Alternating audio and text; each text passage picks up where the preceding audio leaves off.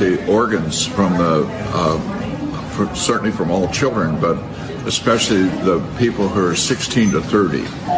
See, you cannot get any organs from a cadaver.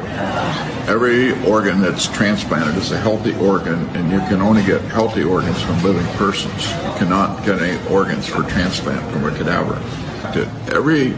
Everybody who has their organs taken, they are all dissected alive. That it's a form of slavery. They've made slaves of all of us. It's involuntary servitude, what they've done. I started a special care nursery at Cardinal Glenner Children's Hospital in 1963. And we were instrumental we helped invent the ventilator. We invented how to take blood pressure on premature babies. We were the ones that invented nutrition in the vein. We identified the need for magnesium, the need for zinc, the need for copper. Wow. And we did with metabolic beds. We did every intake and output and did these things. So we were a leader in the field of neonatology. The hospital still is a leader. I started to investigate brain death, and it took about 2 years till I understood the language of brain death. Brain death is a lie. It's a lie that's been told over and over again, so people don't even realize it's a lie anymore. But it's been a lie from the beginning and continues to be a lie. The way it occurred was that Christian Bernard did the first heart transplant in South Africa in 1967.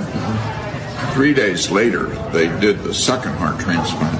It was done in Brooklyn, New York. And what they did is they cut the beating heart out of a 3-day-old baby and transplanted it into an 18-day-old baby. And at the end of their surgeries, a short time after the end of their surgeries, both of those babies were dead. It was illegal, it was immoral. And so they had to do something to make it legal. And so what they did is they set up a committee at Harvard, and the committee invented brain death. The committee did not do studies on dogs or cats or rats. They didn't collect data on human beings, they just invented brain death.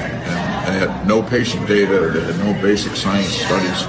A lot of people think that brain death means flat brainwaves. They're not even required to do brainwave testing. They studied 9 patients, and 2 of the 9 still had brainwave activity. And then they concluded no longer is it necessary to look at brainwaves, so it's not required to look for brainwave activity. So when they're doing the transplantation on people they say are brain dead, they're all alive. They're all alive, yes, and completely recoverable. They're all alive. You cannot. So they're harvesting organs out of people who are in some way conscious. They just can't communicate. Well, consciousness. And they feel pain. Consciousness and pain. It's one thing not to demonstrate consciousness, and then we use words like unconscious. But unconscious does not mean that there's no consciousness. It just means that we do not observe consciousness. And there's a difference.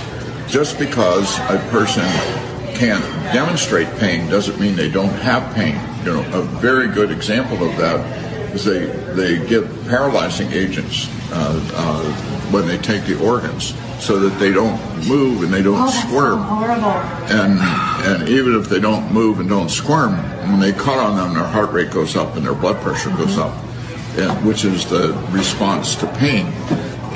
But they can't demonstrate that they have pain. Because they're paralyzed. They medically paralyze them. Yeah. So they can't respond by... Right.